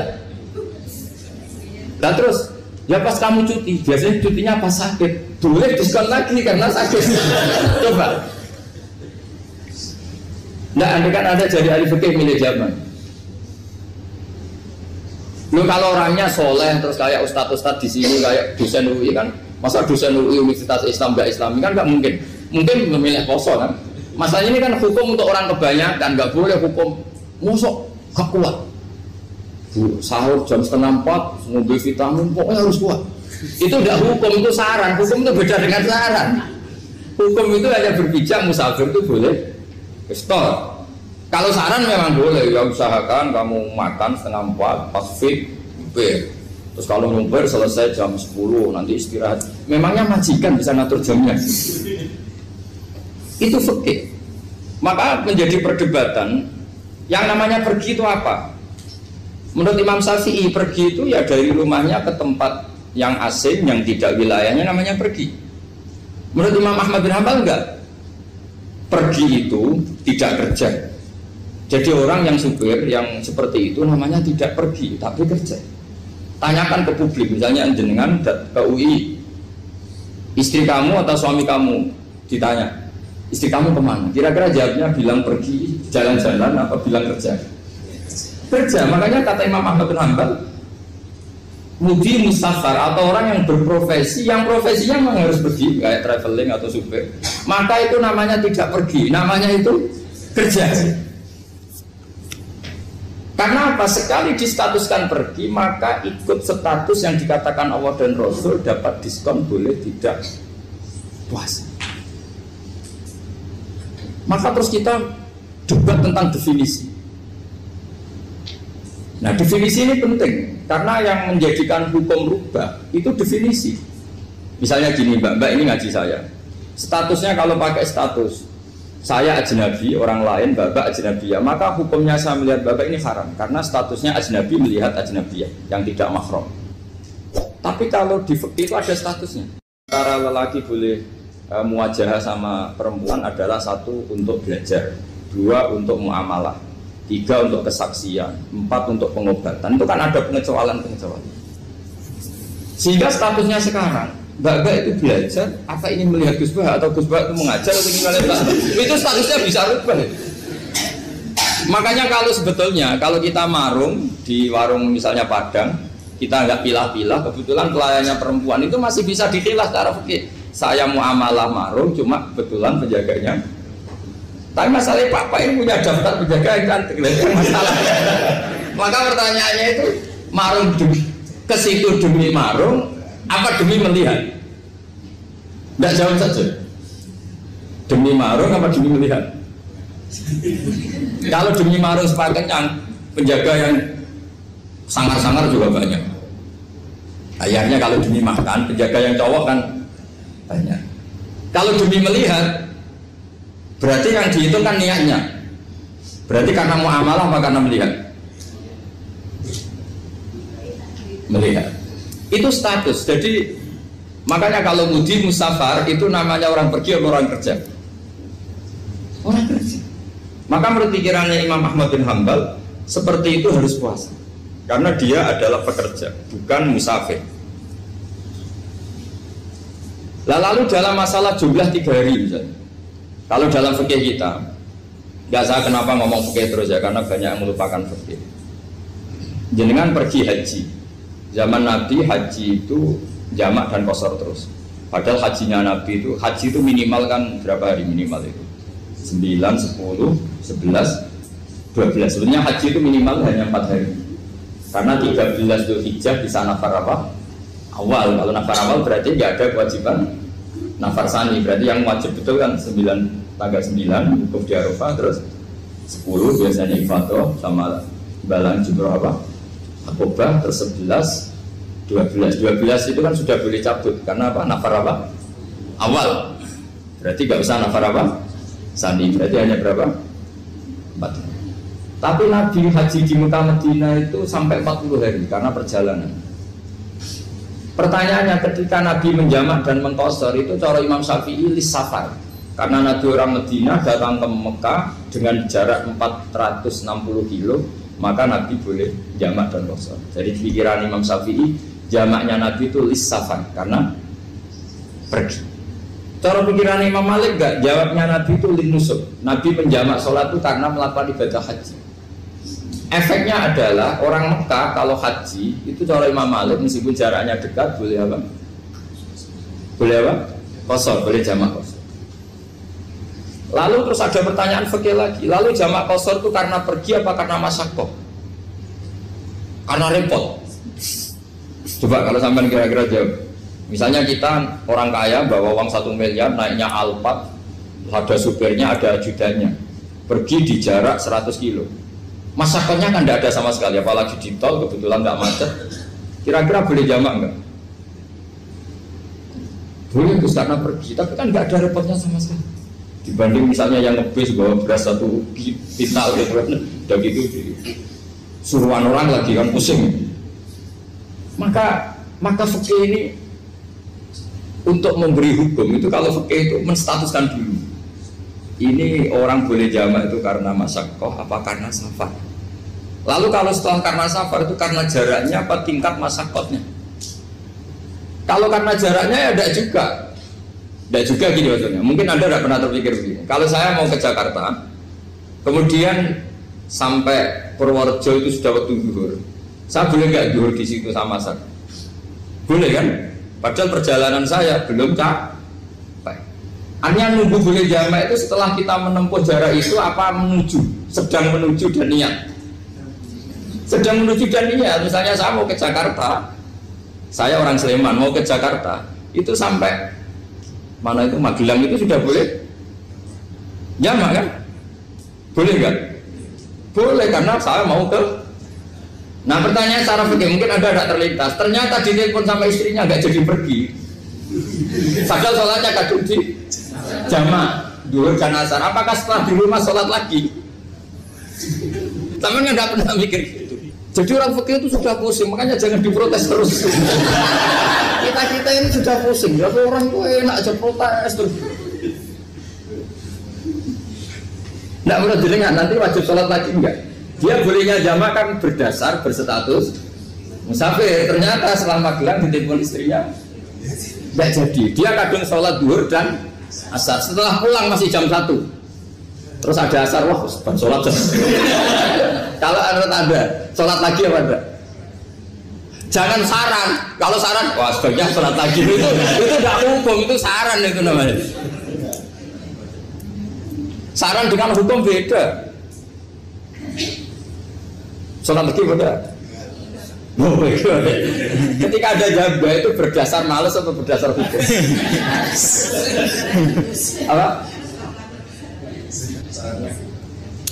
Nah kalau Anda sholat lagi, pertanyaannya gini, Allah itu tidak punya tradisi mewajibkan 2 kali. Pertanyaan fikihnya mesti gitu. Dan saat Anda di Magelang menjamak itu melakukan sesuatu yang disahkan oleh agama. Berarti pas Anda jamak duhur asar, sesuatu pas melakukan itu kan berstatus sah dan boleh. Meskipun setelah itu ada masalah, istri kamu nelpon terus pulang. Tapi pas itu kan sudah dinyatakan oleh malaikat sah, Anda sudah duhur dan asar. Kalau melihat itu tidak wajib mengulang. Tapi bisa saja malaikat ada yang usil. Itu sah karena Anda berstatus musafir. Berhubung status Anda hilang, maka poin Anda sudah sholat juga hilang. Kamu milih fikih yang mana? Jadi peneliti fikih itu beda dengan orang-orang yang dengarin protes. Beda karena nengkuni itu beda karena ada konsekuensinya. Makanya fikih itu sampai saya punya kitab fikih itu dikarang 1 orang itu jumlahnya 20 jilid, per jilid itu segini. Jadi 1 meja ini dikarang 1 orang. Itu mulai yang presisi, yang detail sampai yang khayal. Yang khayal juga ada. Yang khayal itu tadi beliau banyak mengkhayalkan diri. Suatu saat Anda datang ke Mekah itu hanya butuh waktu 20 menit. Zaman itu belum ada pesawat.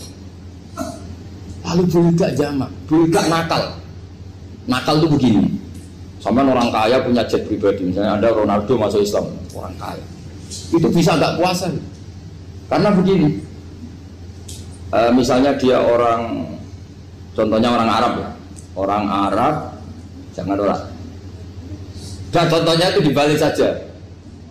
Di sini itu kalau imsak jam berapa?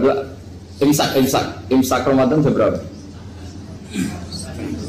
3:30 aja biar aman ya. Kalau 3:30 kan masih imsak. Dia terbang ke Mekah. Jadi orang sini puasa jam 5 kan mulai puasa. Dia terbang ke Mekah kan masih malam. Makan terus dia. Mekah mau ada matahari terbang lagi ke barat. Karena dia menghindari berstatus puasa. Atau sebaliknya dia orang Mekah jam 12 puasa, 12 siang puasa. Dia wah kalau 6 jam lagi buka bisa baratnya saya. Terbang ke Indonesia. Ke Indonesia terbang baru 1 jam di sini sudah buka. Itu khayal. Jadi itu ada khayalnya. Itu lama dulu sebelum ada pesawat sudah mengkhayal gitu. Bolehkah orang yang di Masyrik ke Maghrib demi itu? Kalau Anda jadi Raja Salman jam 1 kok sudah nggak kuat apa? Puasa itu diberi saran terbang ke Indonesia. Itu kalau pakai jet kan nggak sampai 9 jam, 1 jam ke Jakarta. Sudah ada wow akbar.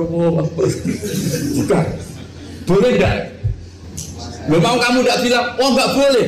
Wong di Jakarta sudah huru bisa sih. Masa sudah matahari terbenam orangnya nggak boleh? Bukan. Lah ya. Apa? Kalau resikonya gini, sampean mungkin nggak mikir, resikonya gini, kalau dia berstatus musafir, bolehnya buka karena musafir, pertanyaannya dia wajib bayar. Kan musafir bolehnya kodok nanti harus bayar, tapi kalau dia buka normal kan bayar, beda, efek pakainya beda. Sampean jangan protes, Gus Baik gimana, mau ngaji mana tidak senang. Ini kan ngajinya para dosen, para pegawai, jadi harusnya itu jadi mufti, ngaji untuk jadi mufti, bukan ngaji untuk mendengarkan. Jadi makanya saya mohon jangan sering protes sama ulama sudah pusing. Karena efek-efek hukum itu tidak gampang. Kayak tadi misalnya, kalau dia boleh buka atas nama musafir, resikonya wajib bayar. Masalahnya Raja Salman ini mau enggak? Dia inginnya. Maka pertanyaannya itu kitab yang milik saya tadi, yang 20 jilid tadi. Ulama itu mulai dulu sudah membayangkan bagaimana kalau suatu saat ada satu kendaraan. Kenapa ulama bisa membayangkan itu? Karena ada buruk. Meskipun mereka nggak numpak buruk, hanya Rasulullah, tapi kan bisa membayangkan ada toyul waktu. Waktu itu bisa dilipat. Karena ulama dulu ahli astronomi, jadi bumi itu bulatnya gini, muternya gini. Berarti suatu saat ada satu ilmu di mana orang ngambil satu posisi terus melewati toyul waktu, ngalami lintasan waktu. Mulai dulu itu sudah dibicarakan. Pertanyaannya lalu status orang ini kayak apa? Misalnya tadi orang Mekah ingin cepat buka terbang ke Indonesia. Orang Indonesia menghindari imsak, misalnya 3:30, dia belum sahur. Wah, kalau saya di Indonesia ini sepatnya sahur. Wah, saya tak terbang ke Mekah. Wah, kan terbang di Mekah ternyata masih jam 8. Wah, bisa makan sepuasnya jam 8 malam, maksudnya jam 20. Kan enak sih. Baru warak balik ke Indonesia terus jam 1 siang. Jam 1 siang kalau ingin cepat buka terbang ke timur. Langsung buka. Berarti dia kira-kira masa aja 3 jam. Tapi terus ya mungkin kalau sampean tahu kok sudah repot-repot ngono tinggal turu ndelok sinetron kok buka dhewe. Itu tidak hukum, saran itu namanya apa? Kalau hukum tetap tadi yang dikatakan puasa adalah imsak, mulai jam imsak sampai ghurubus. Lalu pertanyaannya lagi, ghurubus samsi sampai imsak itu konversi jam apa nyata-nyata ghurubus samsi? Kalau yang dilewati khatul istiwa itu nyata, fi'lan, kalau dalam bahasa Arab fi'lan awaqiyah. Tapi kalau Anda orang kutub, saya sering kirim-kiriman surat sama mufti-mufti yang ada di Timur Tengah, di Eropa, konsultasi maksudnya. Orang kutub itu kan tidak ada matahari, tidak ada apa-apa. Jika kalau Anda baca kitab di kutub, mesti Gus Bak ajaran pembohong. Misalnya orang kutub ngaji saya, kamu harus subuh sebelum matahari terbit. Sekali matahari terbit waktunya hilang. Duhur setelah matahari agak ke barat. Asar kalau matahari terbenam hilang waktunya. Terus mereka mesti bilang mataharinya di mana? Maka pertanyaannya, boleh gak mengkonversi waktu untuk orang kutub? Jadi misalnya pola umum subuh jam 4:30, berarti antara subuh dan qadha itu 1,5 jam. Subuh sama zuhur polanya berapa berarti? Kalau 4:30 sampai jam 12 itu 6 sama 7,5. Berarti ya kira-kira habis subuh nunggu 7,5 jam baru zuhur, nunggu 3 jam baru asar, nunggu 3 jam baru maghrib. Berarti waktu puasa kira-kira antara jam 4 sampai jam 6. Berarti berapa jam itu? 12 sama 2 14 jam. Oke, berarti orang kutub harus puasa 14 jam. Tidak bergantung waktu mata. Tapi ada lagi pertanyaan lucunya gini, lalu 14 jam itu dimulai dari mana? Apa asal 14 jam? Apa harus ada konsensus setarnya? Masih ada PR lagi. Menurut kamu gimana? Ada konsensus setarnya dimulai jam 4 dini hari. Apa asal jumlahnya? Imsak 14 jam. Mikir lagi ya. Itu di Denmark itu ada satu musim di mana siang terus sampai sekian bulan. Siang terus sampai orang sana itu capek. Kenapa ada siang terus? Logikanya kan tadi bumi itu saya juga belajar bala astronomi. Kalau tepaan kamu di sisi yang barat agak utara atau agak selatan, matahari ini menterong terus. Sehingga bumi mulak malik ya kamu kesentron terus karena kita ini kan tepaan di katulis istiwa, di khotul istiwa. Sebenarnya katulis istiwa itu bahasa Arab dari kata khotul istiwa. Khotul itu garis, istiwa itu tengah.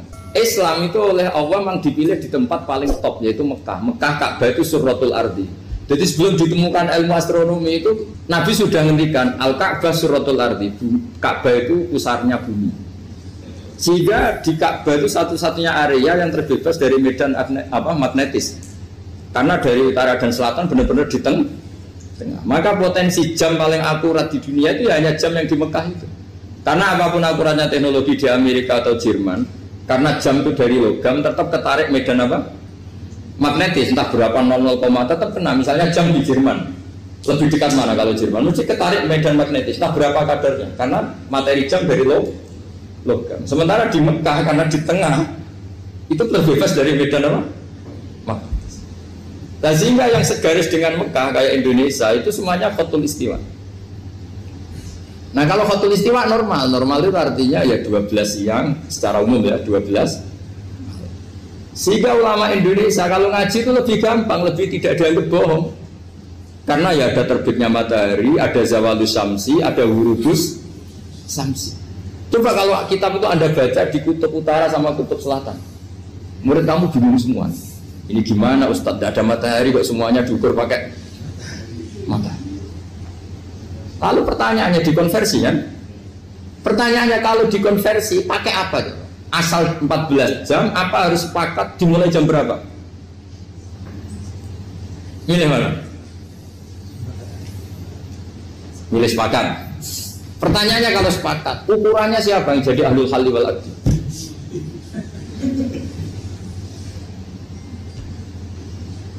Jadi orang fikih itu sudah bingung, makanya saya mohon jangan sering diprotes. Saya pernah ketemu ulama, saya kan sering ikut komunitas di New York, itu andaikan tidur, itu pas persis Ka'bah. Jadi buminya itu kalau tidur pas persis Ka'bah. Lalu pertanyaannya, ada kiblat tidak di sana? Ya bumi kan gini ya, kalau dalam bahasa falak itu ada rubuk namanya. Rubuk itu bumi yang sewaktu itu hanya yang seperempat. Ya bumi yang sewaktu itu hanya seperempat. Jadi kita sekarang siang, berarti yang baru siang hanya seperempat bumi. Nanti yang malam ya hanya seperempat bumi. Ya, misalnya sekarang kita di sini siang, di Arab Saudi kan belum, ini masih setengah 6. Ini sekarang di Arab Saudi baru setengah 6. Lah itu ada daerah di mana dengan Ka'bah itu pas atas sama bawah. Harusnya kan bebas arah. Apa? Bebas arah. Lalu orang sana sholatnya itu menghadap kemana? Pernah ulama New York itu minta fatwa ke Rabitatul Alam Al-Islami. Lalu kita harus menghadap kemana?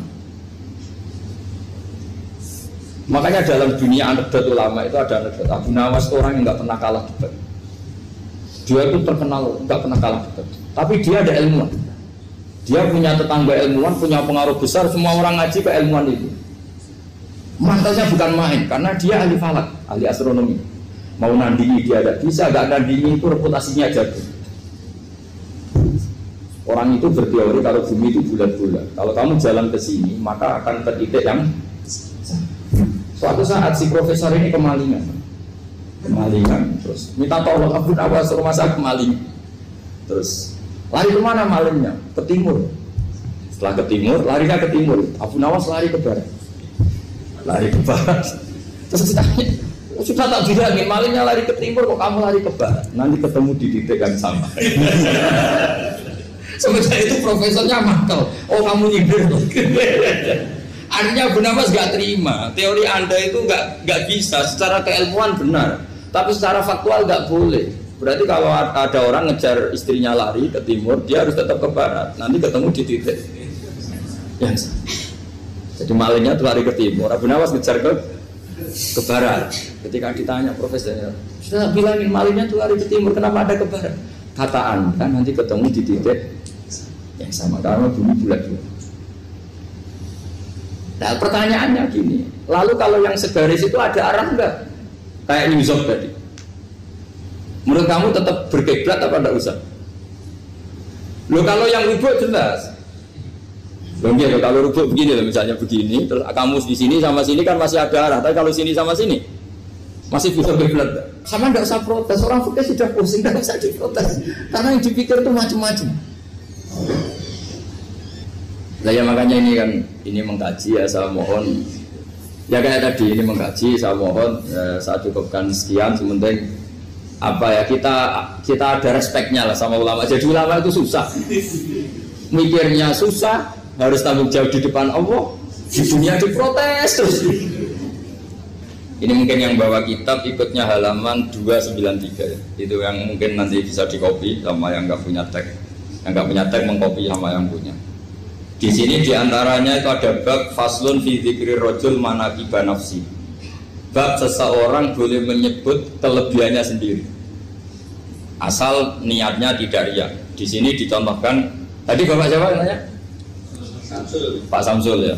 Di sini diceritakan ketika mau masa paceklik, saya ulang lagi masa paceklik, itu Nabi Yusuf karena merasa amanah dan merasa punya kemampuan mengelola ketahanan pangan, beliau bilang ke rajanya, qala ja'alni ala khazainil ardi inni hafizun alim. Raja, jadikan kami pengatur ketahanan pangan karena ini hafizun alimnya dan saya terpercaya. Hanya Nabi Yusuf seorang nabi tentu panutan, beliau menonjolkan kemampuannya itu boleh asal untuk kemaslahatan. Misalnya ada orang Islam sakit atau kiai sakit dengan dokter, bilang saja saya dokter biasa yang nangani. Itu boleh karena motivasi Anda dalam menyelamatkan Pak Kiai tadi atau orang yang sakit, bukan motivasi Anda adalah hadun nafsi, misalnya kalau dalam bahasa keinginan apa? Pribadi. Jadi itu boleh. Saleh ke sholat ngerasa ya Allah, kula pun sholat jenengan tampi. Kula pun zakat jenengan tampi. Sing mari muni kula sing mari rawan kira ikhlas. Mbok sekali-kali mulane jari hikam. Masalah utamane kita ora eling pangeran, eling hadun nafsi. Jajal elingem dimulai kau pangeran, terus ape ra ikhlas wae. Ya Allah jenengan nekdir kula saged salat. Jenengan nekdir kula purun zakat. Muni alhamdulillah, alhamdulillah Gusti kok saged zakat. Wis gak kepikiran kepengin dimatur nuni kepengin entuk swarga. Tapi nek cara ngomong muni kula. Wis tak kei zakat jemlete aku. Aku salat bolak-balik rezeki tetep seret.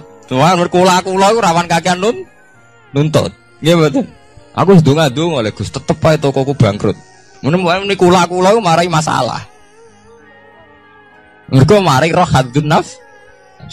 Cara bahasa sing rohi sampean mari ujub muni kula mari napa?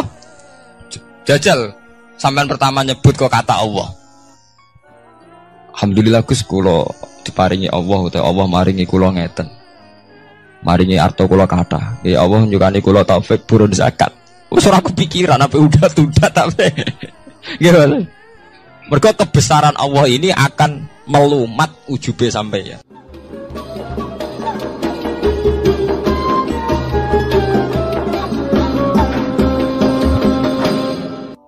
Jadi Allah ngendikan marojal bahro ini napa yal taqiyan. Dua mata air itu dipertemukan. Itu banyak muara sungai itu bermuara teng napa laut. Kados kali Kapuas, kali pundi-pundi ini sawangane bermuara teng laut. Yal taqiyan di sawangane ketemu. Tapi itu semua hanya firoil apa? Ini dalam pandangan. Kula nate banyak ngaji tenggene kitab-kitab karangan Imam Rozi. Imam Rozi itu ulama tafsir besar ingkang menjelaskan posisi Quran sebagai wahyu yang berkarakter bahasa. Jadi Quran ini wahyu, dia mesti bener. Tapi piye wae Quran itu bahasa. Niki rungaken ya. Jadi Quran piye wae napa? Bahasa. Jadi mungkin sampean gak kaget. Mungkin sampean gak kaget wong imane sampean ikan mokong, ora wati paham lah iman apa? Mokong. Tapi kok anak putune sampean kok iso janggal mbek Quran. Nak generasine kula jenengan ra iso jawab, ku anak putune jenengan wis ra iman mbek Quran. Iman raturan, jadi gak diilmiah. Contohnya ngeten nggih. Ketika banyak ilmuwan itu bisa dari orang Islam piyambak, dari orang Barat, baik itu sekuler, orientalis, Kristen, Katolik, macam-macam. Ketika banyak ilmuwan itu penemuannya lebih diakui secara ilmiah ketimbang tulisan-tulisan agama, itu kan menimbulkan keguncangan. Ndadekno iman iku oleh. Misalnya ngeten sing terkenal. Mungkin jenengan sering pireng. Nabi nate dawuh bulan itu ning langit ketiga. Nah, srengenge ning langit keberapa? Engko terus terakhir langit terakhir itu sing digoni Jibril. Oke. Terus ketika wonten berita bahwa para NASA Amerika itu bisa naik bulan. Rata-rata kiai desa dulu gak percaya. Nabi Muhammad sing nabi nak munggah ning gone bulan tak tok pamit mbek Jibril ngono ae ora mesti dibukakno. Dibukakno ngenteni diintegrasi. Saiki sapa Muhammad wis sapa Jibril dibukakno. Itu satu contoh. Kula dek dalu ngaji kalian santri-santri, kula terangaken. Jadi masalah utama umat Islam itu antara lafadz ngene iku lugat. Iku terus diimani nganggo karpe dhewe. Lha iku sing dadi masalah utama. Lugat ya bahasa itu diimani menurut karpe dhewe, ora menurut karpe ilmiah. Contohnya gampang kan. Sampean bayangno langit itu apa? Langit itu satu wilayah, satu area sing digoni malaikat, satu area yang tidak tersentuh. Kamane bayangno langit itu satu area yang tidak tersentuh. Sehingga ana kabar nak bulan ning langit ketiga kok trimo menungso tok bulan terus sampean ora percaya. Gue dianggap masuk wilayah sing wis wilayah Jibril. Padahal tidak begitu. Masalah istilah sama itu istilah lughat. Terus Imam Razi menjawab sama itu istilah lughat. Jadi sesuatu yang tidak bumi ini itu namanya sama. Sesuatu yang tidak bumi ini namanya sama. Sampeyan sing nate kaji sing numpak pesawat. Kulo nggih nate numpak pesawat sing jarak-jarak jauh. Sampeyan ndelok dhuwur nggih langit. Ngisor nggih napa? Langit. Sampeyan nak buka teng pesawat king jendela. Delok ngisor ngeten nggih langit, delok dhuwur nggih napa? Langit. Sebab itu istilah langit itu hanya untuk menunjuk, istilah sama itu hanya menunjuk sesuatu yang tidak bumi. Terus Imam Razi mencontohkan Allah dawuh alam taro kaifa daraballahu masalan kalimatan kasajaratin apa thayyibatin asluha sabitun fil ardi wa far'uha apa fis sama, nggih. Asluha sabitun apa fil ardi wa far'uha apa fis sama. Kalimat thayyibah iku kaya wit sing thayyibah. Ngene iku wit kurma. Asluha sabitun fil ardi. Akare wit kurma menghunjam ning bumi. Wa far'uha fis sama. Cabang-cabange utawa dahane fis sama. Ya artinya kan sederhana to nggih. Wit kurma iku dahane fis sama. Sama artinya mosok kaya bayangane sampean sesuatu yang bener-bener gak tersentuh. Wong dahane wit kurma fis sama. Jadi kasajaratin apa? Thayyibatin asluha sabitun fil ardi wa far'uha apa? Fis sama. Sama to mriku mosok artine lemu angit sing enggak terjangkau. Wong artine kaya wit kurma sing akare menghujam ning bumi wa far'uha apa? Fis sama. Dahan-dahane utawa cabange fis sama. Sebab itu istilah sama tenggene Quran itu menunjuk satu arti yang tidak bumi. Nak sampean delok teng munjid teng kamus-kamus mutlakul uluwi, sesuatu yang atas itu sama. Paham nggih? Sebab itu ketika ditemukan, nah ini kalau cerita astronomi, ane iman itu dibaringi mbek ilmu. Nak cara ilmu falak, cara ilmu astronomi, bumi itu kan berputar. Ketika kita di atas, kita ngalami siang. Ketika kita di bawah, kita ngalami malam. Ora kok srengenge ambles ning bumi niku.